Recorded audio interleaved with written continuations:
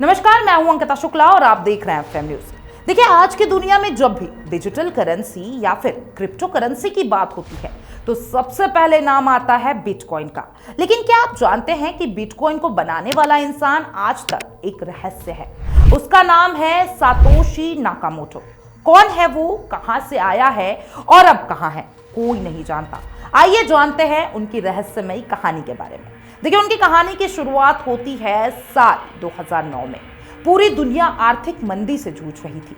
उसी समय इंटरनेट पर एक नया दस्तावेज सामने आया जिसका नाम था Bitcoin, a peer to peer electronic cash system. इस पेपर के लेखक थे सातोशी नाकामोटो। यही वो वक्त था जब डिजिटल पैसे की क्रांति शुरू हुई, जो आने वाले सालों में दुनिया की अर्थव्यवस्था की सोच ही बदल दी गई। बिटकॉइन सिर्फ एक करेंसी नहीं थी, बल्कि एक ऐसा सिस्टम था जो बिना बैंक या सरकार से चलता है। यानी पैसे का पूरा नियंत्रण लोगों के हाथों में।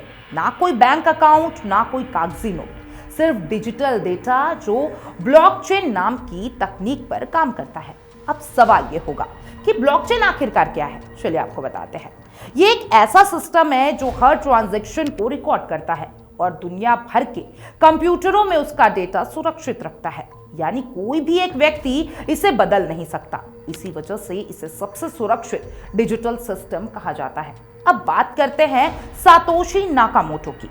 कई लोगों ने कहा कि वो जापान का कोई रहस्यमयी प्रोग्रामर है। कुछ ने कहा कि वो अमेरिका का साइबर एक्सपर्ट है, तो कुछ मानते हैं कि सातोशी नाकामोटो असल में कोई टीम है जो मिलकर इस सिस्टम को लेकर आई। लेकिन सच्चाई यह है कि आज तक किसी ने सातोशी का चेहरा नहीं देखा। 2010 के बाद उन्होंने किसी से बात नहीं की और अचानक इंटरनेट से गायब हो गए। देखिए, रिपोर्ट्स के मुताबिक सातोशी के पास करीब 10 लाख बिटकॉइन है, जिसकी कीमत आज के समय में 450 करोड़ रुपए से भी ज्यादा मानी जाती है। लेकिन उन्होंने कभी अपने बिटकॉइन को छुआ तक नहीं है। वो सारे कॉइन आज भी एक डिजिटल वॉलेट में बिल्कुल सुरक्षित पड़े हैं, जैसे किसी तिजोरी में बंद खजाना हो।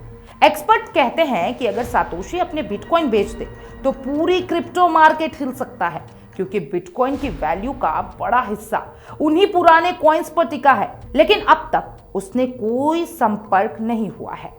टेक उद्यमी पीटर थेल ने कहा था कि वह 2009 में कुछ लोगों से मिले थे जो ऐसे करेंसी बनाना चाहते थे जो सरकार और बैंक से आजाद हो।